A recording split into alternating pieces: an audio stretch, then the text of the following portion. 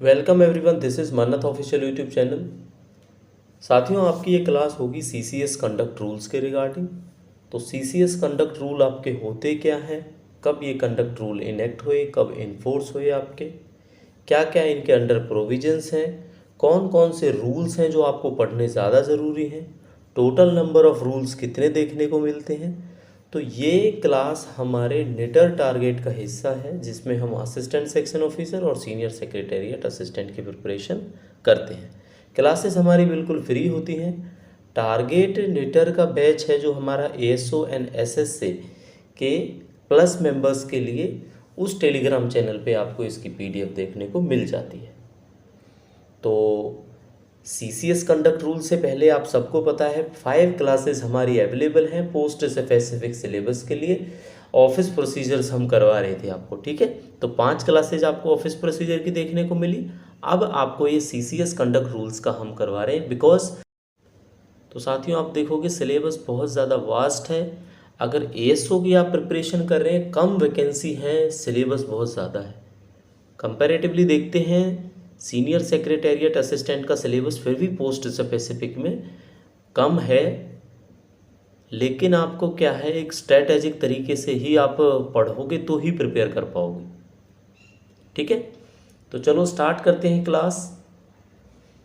कोई आपका रिव्यू होता है, कमेंट होती है, क्वेश्चन होती है तो आप हमें पूछ सकते हैं। कोई आपका रिव्यू होता है, कमेंट होता है, कोई क्वेश्चन होगा तो आप बेझिझक हमें पूछ सकते हैं, ठीक है साथियों। तो सीसीएस कंडक्ट रूल्स की बात करेंगे। एक वर्ड आपने याद रखना है, सीसीएस कंडक्ट रूल्स 1964। अब ये 1964 जो यहाँ पे लिखा है ना, ये आपका 1964, इसका क्या मतलब है ये मैं आपको एग्जैक्टली बताऊंगा, ठीक है। आपने बस ये डेट याद रखनी है, 1964। चलो, ये आपको स्लाइड्स देखने को मिलेंगी, कम से कम 3 और 4 स्लाइड्स होंगी जिसके अंदर आपको रूल और टाइटल ऑफ द रूल, ये मैं आपको शॉर्ट बोलता हूँ, ठीक है। कैसे बोलता हूँ? शॉर्ट। आप नोट कर लो, 1 या 2 क्वेश्चन आपको इसमें से ज़रूर देखने को मिलेंगे, चाहे पेपर एसएससी का हो या आपका पेपर एएसओ का हो, ठीक है। अब आप सोचोगे सर ऐसी क्या बात है इनके अंदर जो इनमें से देखने को मिलेगा। सीसीएस कंडक्ट रूल्स की जो फाउंडेशन है ना, मतलब जो रूल्स का भंडार है, ये जितने भी इसके अंदर रूल्स आते हैं वही तो रूल्स हम पढ़ेंगे। वो रूल्स का रूल 1 क्या है, रूल 2 क्या है, उसका टाइटल क्या है रूल का, वो इसमें देखने को मिलेगा आपको। तो डायरेक्ट आपको पेपर में क्वेश्चन मिल जाता है। अब आपको डायरेक्ट जो पेपर में क्वेश्चन मिलता है ना, वो मैं आपको एग्जैक्टली बताता हूँ। एक क्वेश्चन आप बस सिंपली यहाँ पे देखो, 3C, इस क्वेश्चन को याद करो।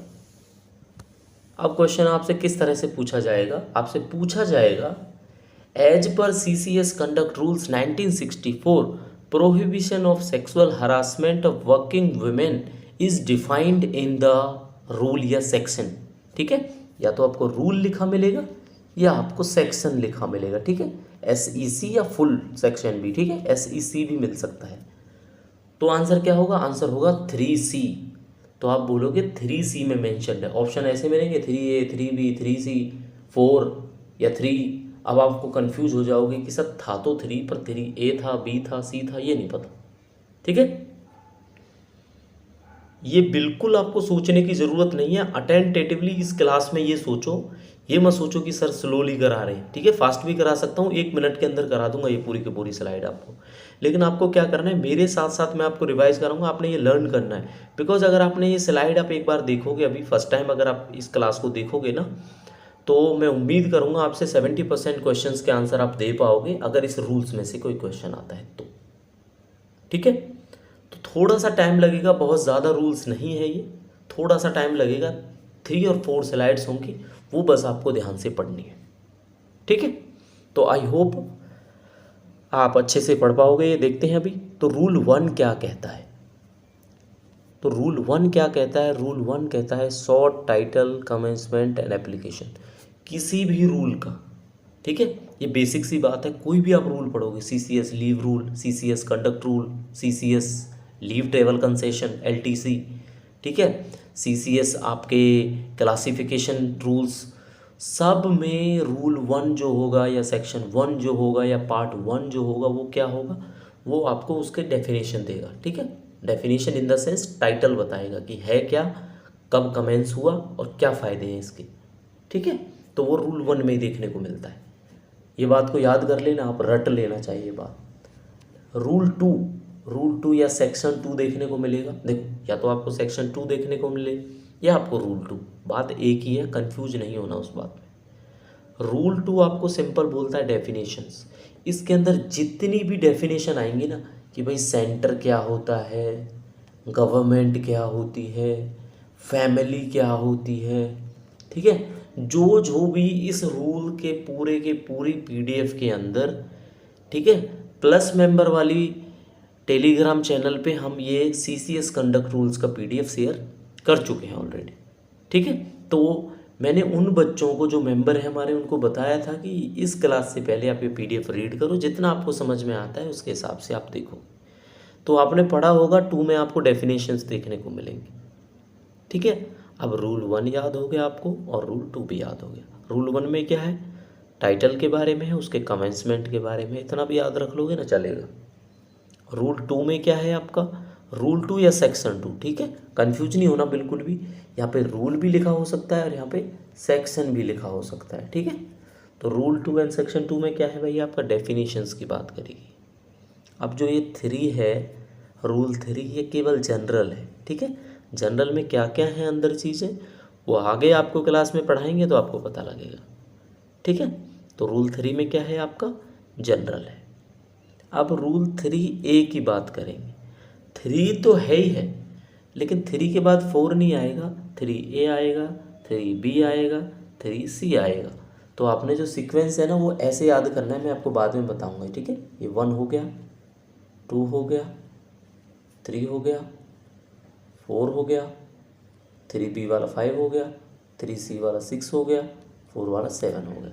तो आप देखोगे 7 रूल्स हैं ये। मतलब जो आप पढ़ रहे हो अगर सीरियल नंबर में देखो तो 7 हो जाएंगे, बट वैसे ये 4 होंगे। क्यों, क्योंकि जो 3 है ना, 3 के अलावा 3 पार्ट और हैं उसके अंदर, 3A, 3B and 3C। And we are talking about CCS conduct rules 1964। तो अगर आपसे कोई पूछता है इनेक्ट कब से हुई, कब से आए, तो सिंपल आंसर होगा 1964। हर किसी की लीव रूल्स का पूछोगे तो 1972। ये आपको धीरे धीरे जैसे मैं कराता जाऊंगा वैसे वैसे आपको याद होता चला जाएगा। ठीक है, एक क्वेश्चन इनसे सीधा सा बनता है, पेपर में आपको जरूर देखने को मिलेगा। ठीक है, लास्ट टाइम अगर एम्स का पेपर हुआ होगा, अगर किसी ने assistant administrative officer that is AAO उनका पेपर दिया था, तो ये पेपर में आपको डायरेक्ट क्वेश्चन देखने को मिले थे। ठीक है, आपकी जब ये सारी की सारी सीरीज़ कंप्लीट हो जाएगी, मॉक कराऊंगा या आपकी प्रिपरेशन कराऊंगा, तो आपको एम्स के जो पेपर्स हैं या कुछ और स्टडी आइटम ऐसा मटेरियल है जो प्रीवियसली किसी न किसी पेपर में पूछा गया, वो हम आपको ज़रूर बताएंगे। तो 3A, 3B, 3C क्या है, प्रॉम्प्टनेस एंड कॉट से।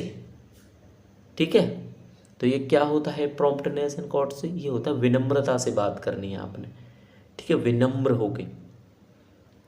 3A ये conduct, CCS conduct rules, conduct होता है आपके आचरण वाले रूल। गवर्नमेंट एम्प्लॉय हो, गवर्नमेंट में हो, क्या आपके दायरे रहेंगे, कैसे आपको बिहेव करना है, ये मैंने आपको 5th क्लास में भी थोड़ा सा बताया था जब मैंने बोला था आपको कि CCS कंडक्ट रूल हम पढ़ाएंगे। ठीक है साथियों, तो 3A में क्या पढ़ेंगे, प्रॉम्प्टनेस एंड कॉर्टसी, एंड 3B में आपका होगा ऑब्जर्वेंस ऑफ गवर्नमेंट पॉलिसीज। क्या होगा, ऑब्जर्वेंस ऑफ गवर्नमेंट्स पॉलिसीज। ये आपका 3B के अंदर आता है। ठीक है, किसके अंदर आता है, 3B के। यानी गवर्नमेंट की जो पॉलिसी है उनकी कैसे आपको ऑब्जर्वेशन रखनी है, कैसे निगरानी रखनी है, मतलब कुल मिला के आपको पॉलिसीज़ के अकॉर्डिंगली कैसे चलना है वो 3B में बताया गया है। ठीक है, अब देखो गवर्नमेंट की पॉलिसी तो ये होती है कि ऑनेस्टी के तरीके से काम करो, आप इंटीग्रिटी कंट्री की बनी रहनी चाहिए, उसके हिसाब से काम करो। तो ये 3B में पता लगेगा आपको। ठीक है, अब 3C में क्या है, मोस्ट इंपॉर्टेंट क्वेश्चन है, रिपीटेड क्वेश्चन है, सेंट्रल गवर्नमेंट एग्जाम्स में पूछा जाता है। Prohibition of sexual harassment of working women. जो भी वर्किंग वुमेन है, ठीक है, जो भी वर्किंग वुमेन है उनके सेक्सुअल हरासमेंट को रोकने के लिए जो आपका सेक्शन है या रूल है वो 3C है। 3C में आपको बताया गया, आपको ये भी बताया जाएगा सेक्सुअल हरासमेंट क्या होती क्या है। ठीक है, अब आपको जो समझ में आता है उससे ज़्यादा समझ में आएगा इसके हरासमेंट के बारे में जब मैं आपको एक क्वेश्चन के अंदर ये चीज़ पढ़ाऊँगा। ठीक है, आप सोच नहीं पाओगे कि उस चीज़ को भी हम हरासमेंट बोलते हैं। ठीक है, तो ये लेटर ऑन हम बात करेंगे, अभी 3C तक हम बात कर चुके हैं। अब बात आ जाती है आपके रूल नंबर 4 की। तो रूल नंबर 4 या आपका साथियों क्या है, ये सेक्शन नंबर 4 कुछ भी कह सकते हैं। Employment of near relatives of government servant in companies और फर्म्स। साफ साफ लिखा है इसमें, किन को employment, employment of near relatives of government servant in companies और फर्म्स। इसमें साफ साफ एक वर्ड ये लिखा है कि जो आपके नियर रिलेटिव है ना, यानी जो आपके यार रिश्तेदार हैं, उनको आप गवर्नमेंट जॉब में या प्राइवेट कंपनीज़ में किसी फर्म में आप उनको नहीं रख सकते। ठीक है, जैसे आप गवर्नमेंट एम्प्लॉय हो, सोचो आप सेक्रेटरी हो और किसी कंपनी को आपने टेंडर देना है, तो उस कंपनी को आप टेंडर दोगे, उस कंपनी का मालिक CEO आपका रिलेटिव नहीं होना चाहिए, ये बात इसमें कही गई है। ये आता है आपका रूल 4। ठीक है, अब ये पूरी की पूरी स्क्रीन साफ करके एक बार मैं आपको फिर समझाऊंगा, 2 मिनट का टाइम लगेगा, सब आपके समझ में आ जाएगा। ठीक है, बस काम क्या करना है, अटेंटेटिवली किसी भी क्लास को देखते हो, चाहे लेटर की हो या आपकी जो भी कोई क्लास हो, उस हिसाब से आपका आउटपुट निकलता है। तो रूल 1 क्या बोलता है, अब मेरे साथ आप रिवाइज करेंगे रूल 1 क्या है। तो रूल 1 में बात करते हैं हम टाइटल की और कमेंसमेंट की, कि भाई आपका कंडक्ट रूल है क्या, कब लागू हुआ, क्या इसके फ़ायदे हैं, या कहाँ ये एप्लीकेबल है, किस किस के लिए एप्लीकेबल, ये भी पता होता है ना। अब आप कह दो कि आर्मी वालों के लिए है या नहीं है, रेलवे वालों के लिए है या नहीं है, ये सब चीज़ क्वेश्चंस में आएगी, मैं आपको अच्छे से समझाऊंगा। 2 में क्या है, 2 में डेफिनेशंस पढ़नी होती है। क्या पढ़ना होता है 2 में, डेफिनेशंस। 3 में क्या है, आपका जनरल पता लगेगा आपको कंडक्ट रूल के बारे में, जनरली कुछ चीज़ें होंगी, फैमिली, डिपेंडेंट ऑफ फैमिली, इस तरह से आपको देखने को मिल जाएगा। 3A में क्या होगा, प्रॉम्प्टनेस एंड कॉर्टसी। ये क्या होता है आपका, ये आपकी विनम्रता, आपके आचार विचार हैं वो कैसे होने चाहिए। ठीक है, ये सब चीज़ 3A में है। 3B में किसकी बात करते हैं हम, 3B में बात करते हैं हम गवर्नमेंट पॉलिसीज़ के ऑब्जर्वेंस की, कि आपको भारत की जो भी पॉलिसियां हैं उनका किस तरह से मानना है, उनको किस तरह से पालना करनी है उनकी। 3C इंपॉर्टेंट मैंने आपको बताया था, prohibition of sexual harassment of working women. ठीक है, वर्किंग जो वुमेन हैं उनके सेक्सुअल हरासमेंट को किस तरह से रोका जाता है, 3C में बात करी जाती है। 4 में किसकी बात करी जाती है, employment of near relatives of government servant in companies और फर्म्स, कि आप किसी रिलेटिव को कंपनीज या फर्म का ठेका, टेंडर कुछ भी नहीं दे सकते अगर आप गवर्नमेंट एम्प्लॉय हैं, तो अगर आपका वही काम है। ठीक है, ये भी आपका किस में बताया गया है, CCS कंडक्ट रूल्स 1964 में। ठीक है, अब छोटा सा क्वेश्चन पूछूंगा बस मैं आप सबसे, एक स्लाइड पढ़ाने के बाद आपने CCS की फुल फॉर्म कमेंट करके बतानी है। ठीक है, तो अभी वीडियो देखते देखते आप वीडियो को पॉज करके कमेंट करके बताओगे हमें कि CCS की फुल फॉर्म क्या होती है, क्योंकि ये सारे के सारे रूल ना CCS पे ही चलेंगे। CCS conduct rule, CCS leave rule, CCS classification control room कह रहा हूँ सॉरी, रूल्स है ना, CCS आपका LTC रूल्स, ये सारे के सारे आपके CCS के अंडर आते हैं। तो CCS की कमेंट करके बताना है। अब मैं उम्मीद आपसे यही करूँगा कि ये मैंने आपको रूल पढ़ाए 1, 2, 4 और टोटल रूल हुए 7। ठीक है, तो 7 में आप ये मान के चलो आपने 7 क्वेश्चन लर्न कर लिए। अगर किसी बच्चे को लगता है कि सर इसमें तो टाइम वेस्ट कर रहे हैं, स्लाइड हमारे सामने है, पॉज करेंगे, पढ़ लेंगे, याद कर लेंगे, तो याद ऐसे नहीं कर पाओगे भाई। ये पूरी की पूरी जो स्लाइड है, पूरे का पूरे जो कंडक्ट रूल्स हैं, जब आप रूल्स ही नहीं समझोगे ना तो उसके अंदर की बातें समझना तो भूल जाओ। ठीक है, सबसे बड़ी बात है फोकस हम इसलिए कर रहे हैं, आप ये सोचो कि हम इस पे फोकस क्यों कर रहे हैं। हम फोकस इसके लिए कर रहे हैं कि डायरेक्टली आपको क्वेश्चन ना मिले ना तो बताना। आप नेटर का पेपर दे रहे हो, कल को कोई और भी पेपर दोगे, अगर इसी तरह से ऑफिस प्रोसीजर्स आपका सिलेबस होता है या CCS रूल्स आपके सिलेबस में आता है तो आपको डायरेक्टली क्वेश्चन देखने को मिलेंगे इनमें से। इसलिए मैं आपको बोल रहा हूँ कि आप ये ध्यान से पढ़ें। चलो नेक्स्ट स्लाइड की बात करेंगे। अब आपके नेक्स्ट आ जाते हैं 5 से लेके 11 तक। कितने से कितने तक होते हैं साथियों इसमें आपको? 5 से 11 तक। तो टोटल कितने हैं ये? 1 2 3 4 5 6 7। 7 की ही स्लाइड है, 7 ही लास्ट टाइम थे। तो 14 अब आपको याद हो जाने चाहिए जब मैं आपको थोड़ी देर में पढ़ाऊंगा। ठीक है, 14 का समझो, 14 क्वेश्चन आपने लर्न कर लिए। ठीक है, एक बार, दो बार, तीन बार पढ़ोगे आप, क्वेश्चंस पढ़ोगे, आपके दिमाग में आता चला जाएगा। अब मैंने आपको प्रोहिबिशन ऑफ सेक्सुअल हरासमेंट बताया, हर किसी बच्चे को याद रहेगा कि ये सर हमारा CCS रूल्स 1964 के कंडक्ट रूल्स में 3C के अंदर आता है। ठीक है, तो आपको ऑप्शन में देखने को मिलेगा सेक्शन 3C या रूल 3C, ये देखने को मिलेगा। ठीक है, चलो। तो साथियों आपने क्या किया, आपने रूल 5 को पढ़ेंगे अभी हम। तो रूल 5 क्या बोलता है? Taking part in politics and elections. ये सारी की सारी बातें ना गवर्नमेंट एम्प्लॉय के लिए है। भाई अगर आपने राजनीति में पार्टिसिपेट करना है तो क्या आप कर सकते हो या नहीं कर सकते हो? इलेक्शन में पार्टिसिपेट करना है तो कर सकते हो या नहीं कर सकते हो? ठीक है, हर किसी का रूल है। पॉलिटिक्स में पार्टिसिपेट करना है ना तो नहीं कर सकते, गवर्नमेंट जॉब छोड़नी पड़ेगी, पॉलिटिक्स में जाना पड़ेगा। इलेक्शन में अब आप सोचो कि इसके लिए भी छोड़नी पड़ेगी, हो सकता है आपकी अभी इलेक्शंस हैं, जैसे सोचो आपकी ड्यूटी हो, प्रिसाइडिंग ऑफिसर है कोई या असिस्टेंट ऑफिसर है वहाँ पे, ठीक है, या जो वर्किंग स्टाफ होता है, क्लरिकल स्टाफ, वो है, तो आपका क्या होगा? अब तो आपकी ड्यूटी हुई वहाँ पे, तो आपको गवर्नमेंट जॉब छोड़नी पड़ेगी? नहीं छोड़नी पड़ेगी। बट उसके रूल्स क्या होंगे? रूल्स ये होंगे कि आप इंडिपेंडेंटली पार्टिसिपेट करोगे, उसमें किसी पार्टी का ये नहीं कहोगे कि इसको वोट डालो या इसको वोट डालो। ठीक है, ये आपके इलेक्शंस और पॉलिटिक्स के रूल्स हैं, किस तरह से आपने भाग लेना है पॉलिटिक्स में, रूल 5 में देखने को मिलेगा। ठीक है, तो राजनीति में जाना है नहीं जाना है आपका रूल नंबर 5 कहता है। सेक्शन 6 या रूल 6। ठीक है साथियों, सेक्शन 6 या rule 6, joining of associations by government servant. अब आप गवर्नमेंट सर्वेंट हो, किसी संस्था से जुड़ना है, किसी एसोसिएशन का मेंबर बनना है, किसी एसोसिएशन का प्रेसिडेंट बनना है, तो बन सकते हो नहीं बन सकते हो, ये सब चीज़ इसमें मेंशन है आपकी। ठीक है, ये आप पार्ट ले सकते हो या नहीं ले सकते हो। ठीक है, ये सब का सब आपको देखने को मिलेगा, ये इसमें बताया गया है। ओके साथियों, रूल 7 की बात करते हैं तो डेमोन्स्ट्रेशन एंड स्ट्राइक्स, ये क्या होता है? धरने, हड़ताल। ठीक है, डेमोन्स्ट्रेशन तो होता है एक डेमो देके समझा के कि भाई 1 घंटे हम करेंगे और जो भी आपकी डिमांड से आप बात करते हो। स्ट्राइक क्या होती है? हड़ताल होती है, सब कुछ ठप कर दो, बैठ जाओ। ठीक है, तो ये कहने को एक ही चीज़ है, थोड़ा सा डिफरेंस है इनमें जरूर। तो डेमोन्स्ट्रेशन एंड स्ट्राइक्स, D&S, ये आपकी किस में आती है? सेक्शन 7 में।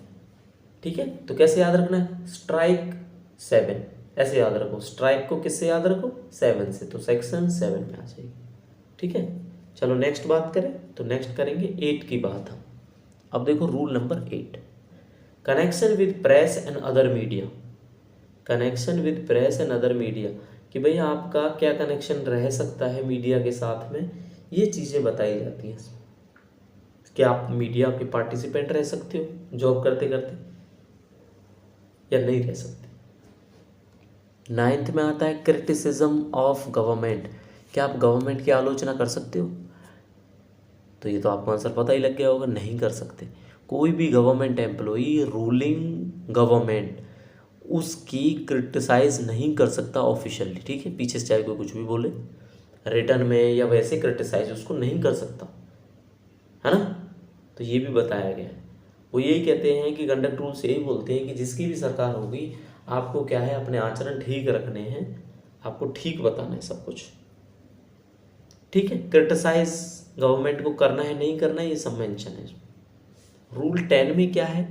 एविडेंस बिफोर कमेटी और एनी अदर अथॉरिटी। किसी कमेटी के या अथॉरिटी के, सोचो कमेटियां बनती हैं, जांच समितियां बनती हैं, उनके सामने एविडेंस प्रूफ करना, ये सब चीज़ करना कंडक्ट रूल्स के हिसाब से क्या क्या है क्या क्या नहीं है रूल 10 में देखने को मिलता है। तो कोई आपसे पूछता है तो ये किस में आएगा साथियों आपका, ये आएगा आपका सेक्शन 10 में आएगा ये। 11 की बात करेंगे साथियों, कम्युनिकेशन ऑफ ऑफिशियल इंफॉर्मेशन। अब कोई ऑफिशियल इंफॉर्मेशन है, आप उसको किस तरह से कन्वे करोगे, ये बताया गया है रूल नंबर 11 में। ठीक है, कोई आपकी ऑफिशियल सूचना है, किसी के साथ कन्वे करनी है, बतानी है, किस तरह से बताओगे, क्या रिकॉर्ड रखोगे आप अपने पास, ये सब आता है आपका section 7, that is rule number section 11, that is rule number 11। Rule number 11 में बोला जाता है कम्युनिकेशन ऑफ ऑफिशियल इन्फॉर्मेशन। ठीक है, तो मैं उम्मीद करता हूँ आप बोर नहीं हो रहे होंगे बिल्कुल। अगर बोर हो रहे होंगे तो थोड़ा सा टाइम दो, जब क्वेश्चन स्टार्ट होंगे आपको सबसे पहले आएंगे वो, अगर आप अच्छे से पढ़ रहे हो तो। ठीक है, और पेपर में भी आने हैं, मुझे कोई शौक नहीं है मैं इन 2 स्लाइडों पे इतना टाइम वेस्ट करूँगा। ठीक है, बस आप ये याद रखना, कोई ऐसी एक्स्ट्रा चीज़ नहीं कराएंगे, टाइम वेस्ट कराने वाला काम आपका बिल्कुल नहीं होगा मानत ऑफिशियल यूट्यूब चैनल पर। ठीक है साथियों, चलो अब आपको फटाक से रिवाइज कराते हैं हम। 5 में क्या होता है, राजनीति में भाग लेना है नहीं लेना है वो, एसोसिएशंस को ज्वाइन करना रूल 6 में आता है, हड़तालें और डेमोन्स्ट्रेशन आपका 7 में आता है, मीडिया के साथ में कनेक्शन 8 में आता है, रूल नंबर 9 कहता है क्रिटिसिज्म ऑफ गवर्नमेंट, सरकार की आलोचना, रूल नंबर 10 कहता है एविडेंस बिफोर कमेटी, कमेटी के सामने क्या आप प्रमाण प्रस्तुत करोगे, वो सारी चीज़ें। 11 नंबर रूल बोलता है communication of official information, official information को कैसे कम्युनिकेट करना है आपका आता है। टोटल 11 रूल्स आप पढ़ चुके हो। वैसे आप देखोगे ना तो 3A 3B और 3C 3 और जोड़ लो आप इसमें, है ना। वैसे आप देखोगे तो आप 14 रूल पढ़ चुके हो।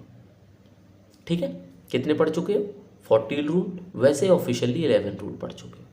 चलो नेक्स्ट स्लाइड देखेंगे, कुछ थोड़े से रूल्स और हैं, एक स्लाइड और बची है बस, और वो भी बहुत छोटी होगी। ठीक है, इसके बाद साइज ज़्यादा बड़ी नहीं होगी, वो छोटी होगी। तो चलो मैं आपको दिखा देता हूँ।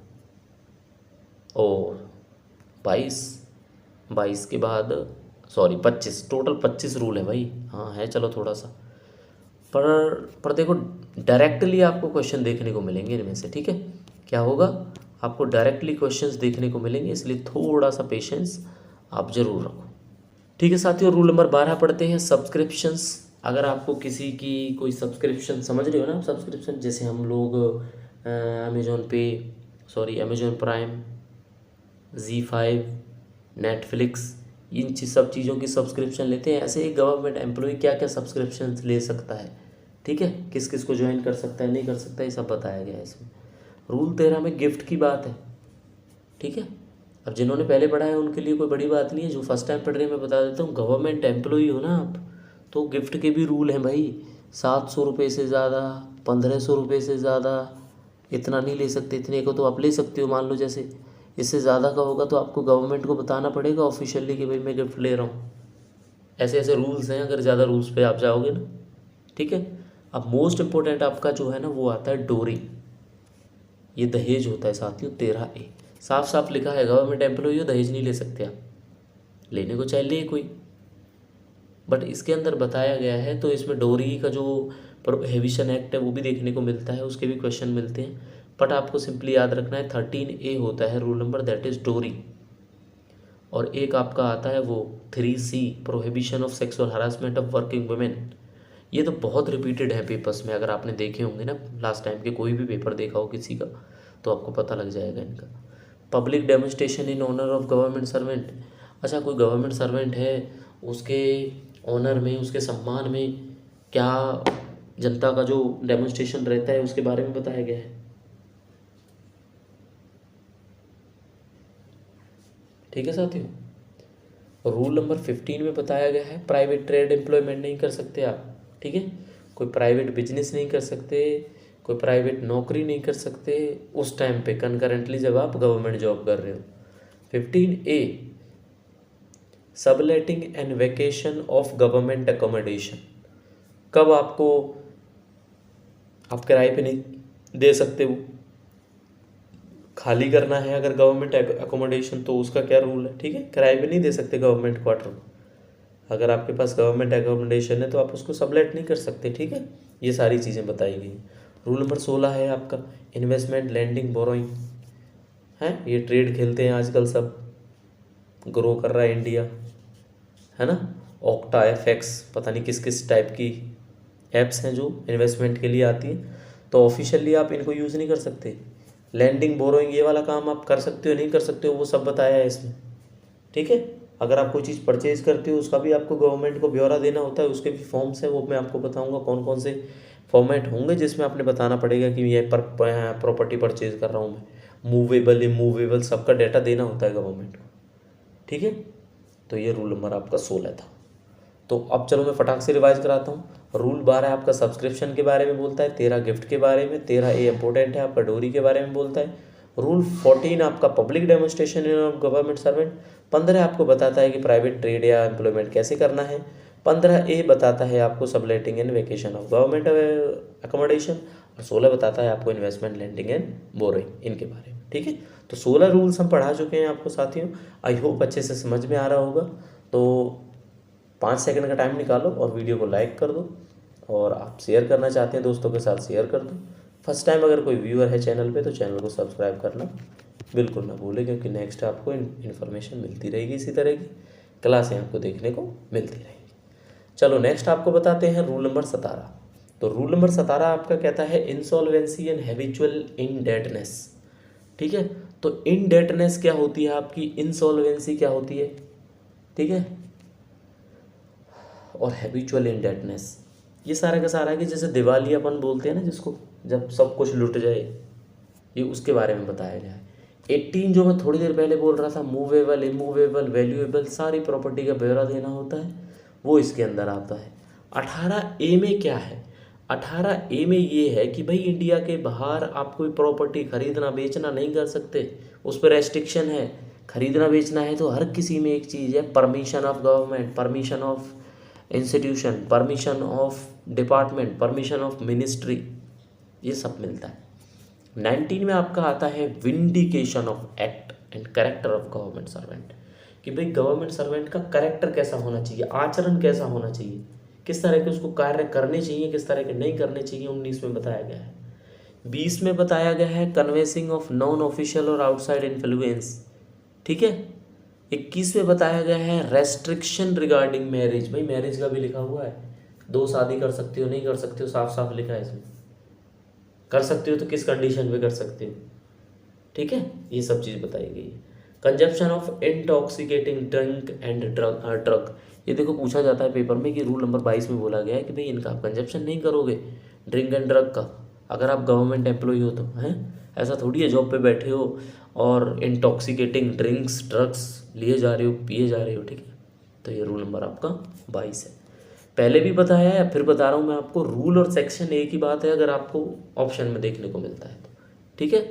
तो ये 22 रूल फर्स्ट टाइम अगर व्यूअर है हमारा कोई इन वीडियोस को जो देख रहा है, थोड़ा सा देखो मुश्किल आपको ज़रूर लगेगा, बट मैं आपको प्रॉमिस करता हूँ आप बार बार पढ़ोगे ना इन्हें कि 1 में ये है, 2 में ये है, 3 में ये है, फिर आप क्वेश्चंस लगाओगे इसके बाद, फिर क्वेश्चंस लगाने के बाद आपको समझ में आ जाएगा, अरे ये तो 13A है, ये तो डोरी का है, ये 3C है, ये तो प्रोहिबिशन ऑफ सेक्सुअल हरासमेंट का है, ये तो रूल नंबर 17 है जो इंसॉल्वेंसी की बात करता है, ये रूल नंबर 19 है कैरेक्टर ऑफ गवर्नमेंट सर्वेंट की बात कर रहा है। अच्छा, प्रॉपर्टीज़ का ब्यौरा देना है नहीं देना है, इमूवेबल्स का, ये तो रूल नंबर 18 में बात की गई है, ठीक है। इंडिया के बाहर आपने प्रॉपर्टी परचेज नहीं करनी, किस में बोला गया है, 18A में बोला गया है, ठीक है। तो इस तरह के क्वेश्चन आपको देखने को मिलेंगे, तो बड़ा इंटरेस्टिंग आपके लिए रहेगा, थ्योरी पढ़ना बहुत जरूरी है, ठीक है। खासकर ऐसी पोस्ट में जहाँ पे ASO की पोस्ट हो, एप्लीकेशन ज़्यादा हो, पोस्टें कम, अच्छे से पढ़ना पड़ेगा। चलो खैर आपको चैन मिलेगा। 23, 24, 25 3 रूल और बचे हैं आपके, इंटरप्रिटेशन, डेलीगेशन ऑफ पावर और रिपील एंड सेविंग, ठीक है। ये इजी है आपके। रिपील कर सकते हो किसी चीज़ को, रिपील क्या है भाई, ये गवर्नमेंट ने जो CCS रूल बनाए हैं ना, जब मन चाहे इनमें से कोई सा भी रूल हटा सकते हैं। डेलीगेशन ऑफ पावर, पावर किसको दी जाती है, पावर का वितरण समझ रहे हो ना, एक मिनिस्टर प्राइम मिनिस्टर होता है वो भी आपको पता है। मिनिस्ट्री ऑफ हेल्थ किसी को देता है, मिनिस्ट्री ऑफ होम अफेयर किसी को देता है, डिफेंस किसी को देता है, तो वो डेलीगेशन ऑफ पावर्स होता है। इंटरप्रिटेशन है इसके बारे में समझाना इस चीज़ को, ये 23 नंबर रूल में बोला गया है। ठीक है, लास्ट में आपके लिए स्पेशल लाइन लिखी मैंने, याद करना इसको बस। Repeatedly learn all the rules and their titles. ये पढ़ोगे 2 से 3 क्वेश्चन किसी भी पेपर में कभी भी आपके वेस्ट नहीं जाएंगे। ठीक है, पढ़ना आपके लिए बहुत ज़्यादा जरूरी है। एएसओ पोस्ट के लिए 60% सिलेबस है आपका कंप्यूटर प्लस पोस्ट स्पेसिफिक, बहुत ज़्यादा मायने रखता है आपके सिलेक्शन। ठीक है, जिस बच्चे की पकड़ इन 60% पे होगी वो सिलेक्शन लेके जाएगा, ये आप देख लें।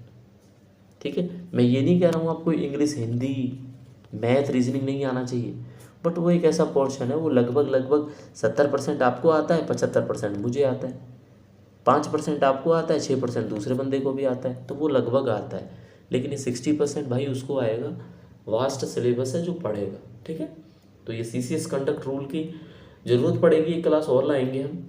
ठीक है, ये भी मैं आपको वजह बताऊंगा। अगर पूरा इसको मैं पढ़ाने लगूं तो इसकी 4-5 घंटे की क्लास होगी, और 4-5 घंटे की क्लास जब आप पढ़ोगे फिर आपको लगेगा ये तो सर ने केवल CCS कंडक्ट रूल करवाया है, अभी FR आएंगे, fundamental rule, supplementary rule, UGC guideline. भाई कौन पढ़ेगा इतना, लिटरली कोई नहीं पढ़ेगा इतना। ठीक है, तो अर्जेंट इंपॉर्टेंट चीज़ें मैं आपको ज़रूर करवाऊँगा।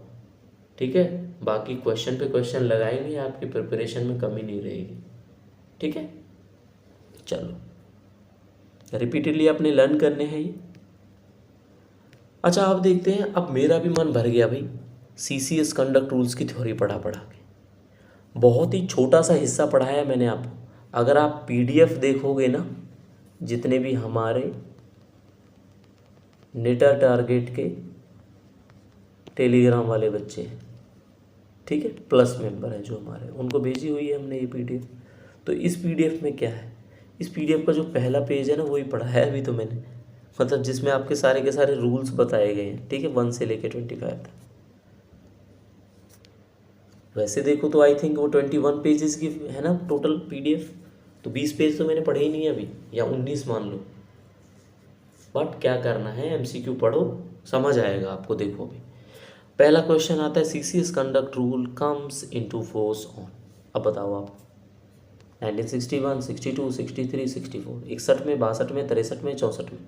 तो ये आपको बताया था ना ये वाली लाइन कि भाई ये अक्षर याद रखना, मैं आपको थोड़ी देर में बताऊंगा। तो ये लिखा हुआ CCS कंडक्ट रूल्स 1964। तो ये कब आया आपका, 1964 में आया।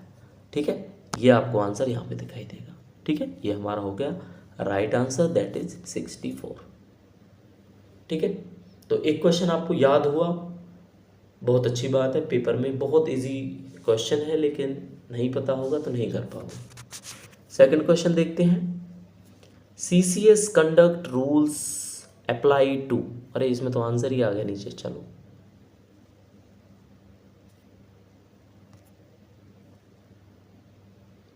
Every person appointed to a civil services, every civilian in defence service. अब देखो ये सिविल सर्विस है ना आपका, IAS IPS में समझना इसको। सिविल सर्विस उसको बोलते हैं, सिविलियन, आम नागरिक। जिस तरह की जॉब आप ढूंढ रहे हो, assistant section officer, senior secretariat assistant, तो ये सिविलियन जॉब होती है। तो अगर सिविलियन जॉब डिफेंस में भी है ना, तो भी CCS कंडक्ट रूल उन पे लागू होते हैं। बाकी मिलिट्री के जो पर्सन है ना, उन पे ये लागू नहीं होते भाई, सिविलियन पे लागू होते हैं, ये याद रखना। ठीक है, और दूसरे कौन से पर्सन है, जो आपके सिविल सर्विसेज में है, जैसे कोई PGI में जॉब कर रहा है, कोई हाई कोर्ट में जॉब कर रहा है, कोई निटर में जॉब कर रहा है, कोई एम्स में जॉब कर रहा है, ये सब क्या है आपका, सिविल सर्विसेज है। ठीक है, CGL के थ्रू कर रहा है, सब सिविल सर्विसेज। तो ये इन पे लागू होते हैं। जब आप इसकी थ्योरी पढ़ोगे ना, आपको यही चीज़ देखने को मिलेगी, किस पे लागू होते हैं, तो मैंने बता दिया आपको। अब आपको जो मर्जी क्वेश्चन जैसे पूछा जाए, आपको पता लग जाएगा भाई, एक तो सिविल सर्वेंट पे लागू होते हैं, और एक सीधा सीधा लागू होते हैं सिविलियन पे जो डिफेंस में काम कर रहे हैं। अगर कोई यहीं पे ऑप्शन देने लग जाए रेलवे एम्प्लॉय, नहीं लगेगा। रेलवे एम्प्लॉय पे काबू, मतलब काबू कह रहा हूँ, रेलवे एम्प्लॉयज़ पे लागू नहीं होते ये। ठीक है, नेक्स्ट क्वेश्चन देखते हैं आपका, ये अब आपकी एक्सप्लेनेशन है उसी क्वेश्चन की जो मैंने अभी आपको पढ़ाया, उसकी एक्सप्लेनेशन है। तो ये आपका रूल नंबर 1 में याद रखो क्या बोला था मैंने, short title commencement and application बताया गया है कि भाई ये रूल आपके every person appointed to civil service पे लागू होंगे और एक सिविलियन पे लागू होंगे जो डिफेंस में काम कर रहा होगा, किसके कनेक्शन में, अफेयर ऑफ यूनियंस, मतलब सेंट्रल गवर्नमेंट में। ठीक है, ये सारे के सारे सेंट्रल गवर्नमेंट के ही रूल्स हैं। सीसीएस की फुल फॉर्म आपने बताई थी, इसमें भी कुछ निकलता है ना सेंटर के बारे में, है ना। मैं आपको नहीं बताऊंगा, ये कमेंट में आप देख लोगे, मिल जाएगा, नहीं तो मैं पिन कर दूंगा। जो क्वेश्चन था उससे मैंने अब आपको थ्योरी पढ़ाई है, अब आप ये कभी नहीं भूलोगे और ये भी नहीं भूलोगे कि ये रूल 1 में बताया गया है। ठीक है, तो आपका पहला क्वेश्चन हो गया साथियों। क्वेश्चन 3 देख लेते हैं, CCS conduct rules doesn't apply to. अब आपको बताना है इसमें से कि किस किस पर ये रूल्स है ना वो लागू नहीं होते। लागू होने वाले मैंने आपको 2 चीज़ें बताई, सिविलियन एम्प्लॉय जितने भी सिविल सर्विस में हैं और civilian employ in defence services, दोनों पे सीसीएस कंडक्ट रूल्स लागू होते हैं। किस पे लागू नहीं होते हैं आपको याद रखना है, ऑप्शन के हिसाब से आप देख सकते हो। तो इसका आंसर आपको देखने को मिलेगा ऑल ऑफ द अबव।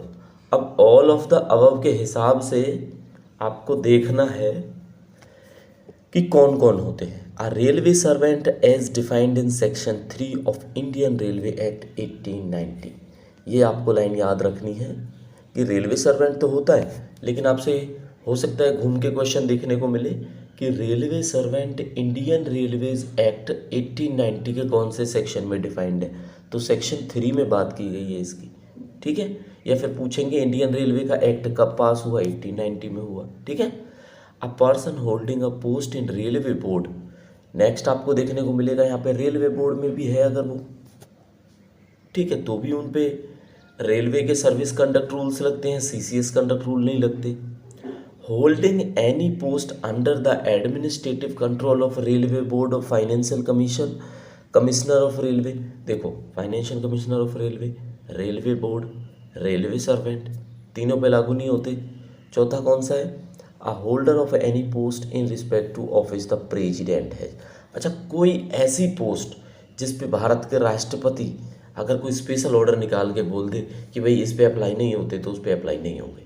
ठीक है, a member of all India service, तो ऑल इंडिया सर्विस कौन से हैं आपके, ठीक है, पता है ना आपको, आईएएस, आईपीएस, आईएफएस, ये सारे आपके ऑल इंडिया सर्विसेज, तो इन पे भी ये लागू नहीं होते हैं। तो 5 पॉइंट मैंने ऐसे बताए हैं आपको जिन पे लागू नहीं होते। ठीक है, तो आई थिंक ये समझ में आ गया होगा आपको। अब 4th पढ़ेंगे हम, government means in CCS conduct rules. अच्छा, सीसीएस कंडक्ट रूल्स में गवर्नमेंट किसको कहा गया है, आपको ये बताना है। सीसीएस कंडक्ट रूल्स में गवर्नमेंट किसको कहा गया है, तो गवर्नमेंट का मतलब यहाँ पे स्टेट गवर्नमेंट है, सेंट्रल गवर्नमेंट है, दोनों हैं या कोई नहीं है, आपको बताना है। ठीक है साथियों, तो देखो एक्चुअल में क्या होता है, ये सीसीएस के सारे जो रूल्स हैं वो सेंट्रल गवर्नमेंट के रूल्स हैं, तो आंसर इसमें सेंट्रल गवर्नमेंट होगा आपका। ठीक है, क्या होगा, सेंट्रल गवर्नमेंट। तो गवर्नमेंट का मतलब क्या होता है सीसीएस कंडक्ट रूल्स में, सेंट्रल गवर्नमेंट। ठीक है, तो आई होप आपको समझ में आ गया होगा ये क्वेश्चन। चलो एक्सप्लेनेशन देख लेते हैं इसकी, है ना, डिटेल्ड एक्सप्लेनेशन। तो आपको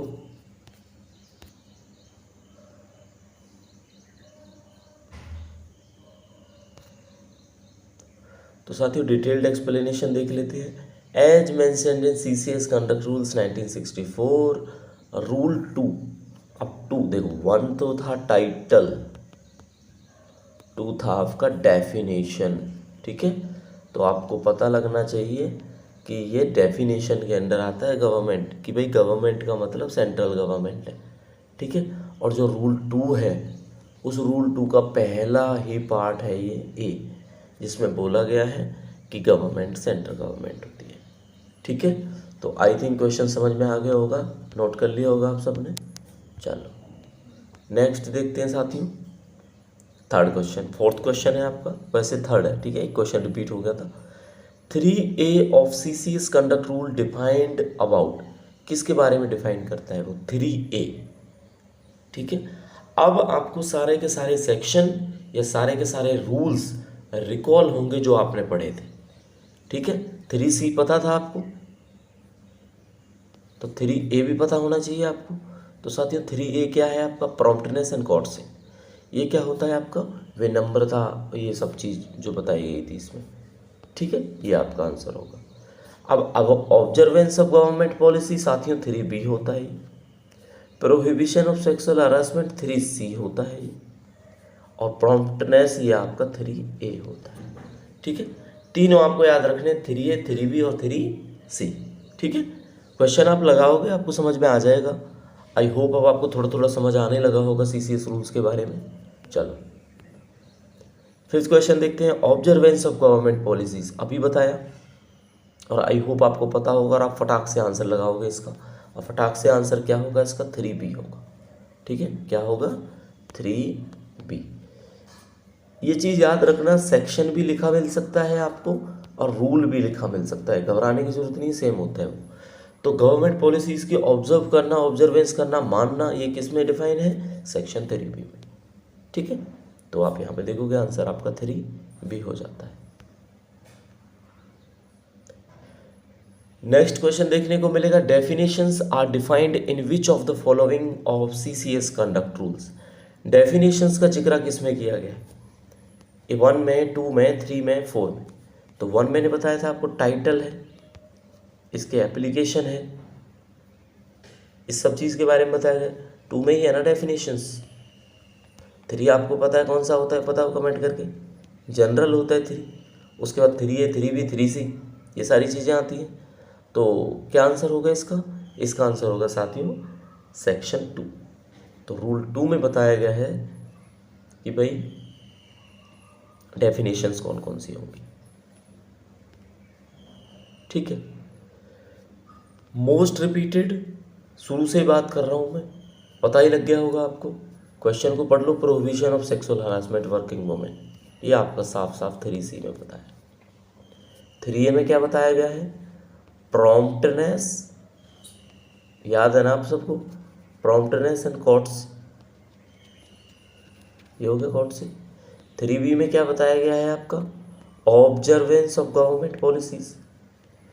ये ऐसा नहीं है चेंज हो के आएगा, ऑब्जर्वेंस ऑफ गवर्नमेंट पॉलिसीज ही लिखा आएगा, तब आपसे क्वेश्चन पूछा जाएगा, ठीक है। तो ये आपको 3A 3B 3C तो मस्ट है, आप याद रखोगे। तो ये 3C हो गया साथियों। एक्सप्लेनेशन पढ़ लो इसकी, prohibition of sexual harassment of working women, क्या क्या बताया गया है, no government servant shall indulge in any act of sexual harassment. बोला गया है भाई कोई इंडल्ज नहीं होगा जो भी गवर्नमेंट एम्प्लॉई है इसमें।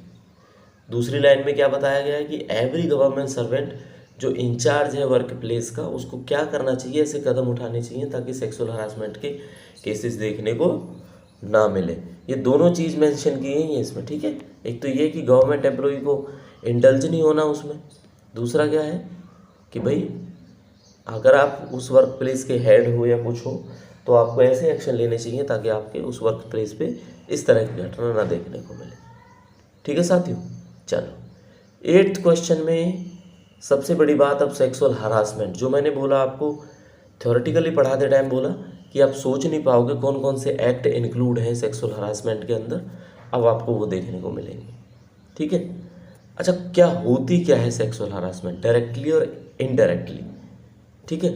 तो फिजिकल कांटेक्ट या एडवांसेस, फिजिकल कांटेक्ट आप किसी के साथ ऐसे बनाओ, डिमांड करो सेक्सुअल फेवर की, मेकिंग सेक्सुअली कलर्ड रिमार्क्स, कुछ रिमार्क्स बनाओ, ऐसे होता है ना गंदे गंदे इशारे, showing pornography, any other unwelcome physical verbal non verbal conduct, किसी भी तरह का फिजिकली करो, वर्बली करो, नॉन वर्बली बोल के ना बोल के, पर वो कि जो आप गंदा बिहेव करो, तो ये सारी की सारी चीज़ें हैं क्या आपके सेक्सुअल हरासमेंट में? हैं। ठीक है, अब आपको ये सारे के सारे पॉइंट याद रखने हैं। ये 5 पॉइंट ही आपसे पूछे जाते हैं साथियों पेपर में। ठीक है, कि भाई सेक्सुअल हरासमेंट के अंदर आता क्या है। 3B जो है आपका प्रोहिबिशन, तो ये तो बता दिया आपको, लेकिन उसमें आते कौन कौन सी चीज़ें हैं, तो आपको ये सारे के सारे पॉइंट याद रखना है। ठीक है, आई होप समझ में आया होगा। कुछ नहीं समझ में आया तो प्लीज़ आप कमेंट करके बता सकते हैं। ये है एक्सप्लेनेशन।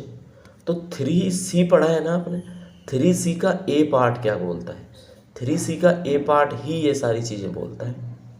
ठीक है, कि भाई सेक्सुअल हरासमेंट में किसी भी तरह की जो एक्टिविटीज़ है ये देखने को मिल जाती है। तो जो आपके ऑप्शंस थे ना वही मैंने एज इट इज़ रखे हैं इसमें सारे के सारे, तो आपको पता लग जाएगा इस चीज़ का। ठीक है, यही सारे के सारे आपको ऑप्शंस में देखने को मिले थे। तो ये आपकी एक्सप्लेनेशन है, आई होप आपको समझ में आ गया होगा। चलो नेक्स्ट क्वेश्चन की तरफ चलते हैं। Work place is mentioned in CCS conduct rule in section. Prohibition of sexual harassment पता लगा, सेक्सुअल हरासमेंट होता है क्या पता लगा, वर्क प्लेस का भी जिक्र किया था हमने कि वर्क प्लेस पे ध्यान रखना है। तो भाई वर्क प्लेस क्या है? ठीक है, तो ये आपका 3C में ही आता है, लेकिन 3C के ए में तो वो बताए गए थे कि भाई होते क्या क्या है। वो 3C के C में बताया गया है वर्क प्लेस की डेफिनेशन क्या है या वर्क प्लेस होता क्या है। ठीक है, तो होता क्या है वर्क प्लेस बताऊंगा आपको। Elections defined in dash of CCS conduct rules. अच्छा, इलेक्शन के बारे में किस सेक्शन में बताया गया है? तो साथियों इलेक्शन का जिक्र आपका सेक्शन 5 में देखने को मिलता है।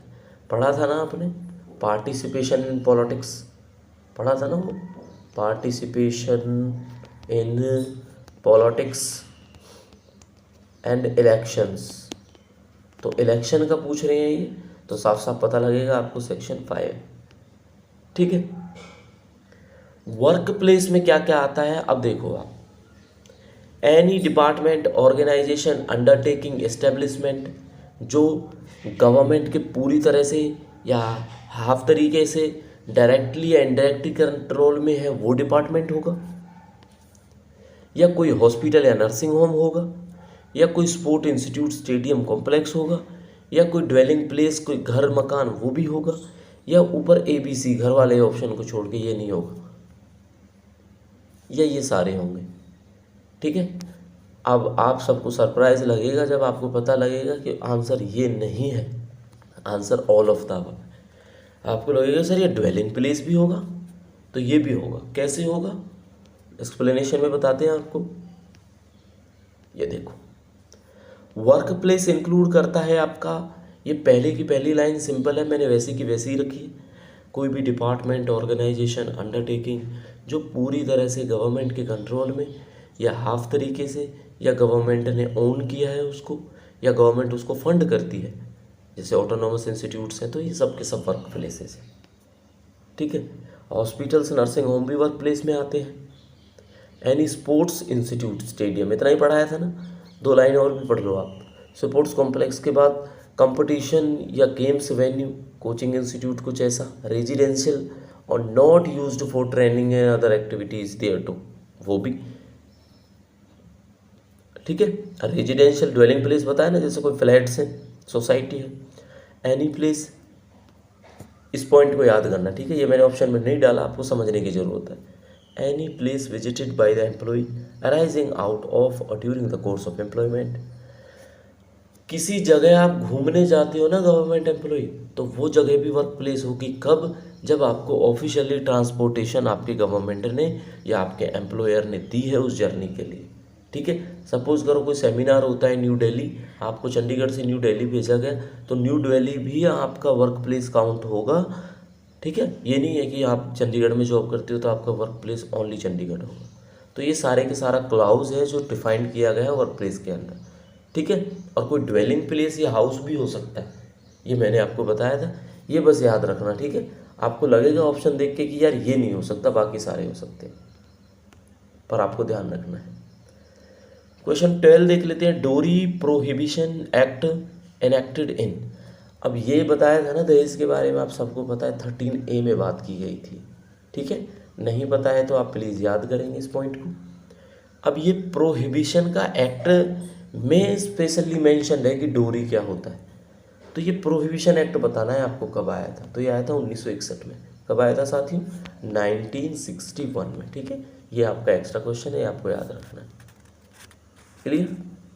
चलो, prohibition regarding employment of children below 14 year of age is mentioned in dash section of CCS conduct rule. 14 साल से बच्चे को काम करने या एम्प्लॉयमेंट नहीं दिया जाएगा, 14 से कम वाला है जो, ठीक है, उसको एम्प्लॉयमेंट नहीं दिया जाएगा गवर्नमेंट सर्विसेज में या कहीं भी। तो ये किस सेक्शन में कहा गया है? 22A में बोला गया है। याद रखना साथियों, 22A में बात की गई है इस चीज़ की। ठीक है, चलो, टू बी कंटिन्यूड देख के आपको पता लग गया होगा कि ये हमारी क्लास के लास्ट क्वेश्चन था।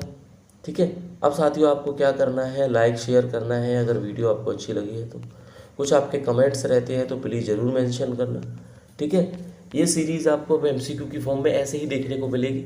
अब हम क्या करेंगे, MCQ की फॉर्म में ही आपका ये पूरा का पूरा कवर करा देंगे। आई होप एक लास्ट क्लास और लेने की ज़रूरत है इसमें बस। ठीक है, बाकी जो मैंने रूल्स पढ़ाए हैं ना आपको 1 से लेकर 25 तक, तो प्लीज़ बच्चों ये सारे के सारे ना अच्छे से आप पढ़ लेना। पेपर में डायरेक्ट क्वेश्चन इनसे देखने को मिलता है, इसलिए मैंने इस चीज़ पे फोकस किया था। ठीक है साथियों, बाकी मिलते हैं नई अपडेट के साथ, नई वीडियो के साथ। तब तक के लिए दोस्तों thank you and see you soon.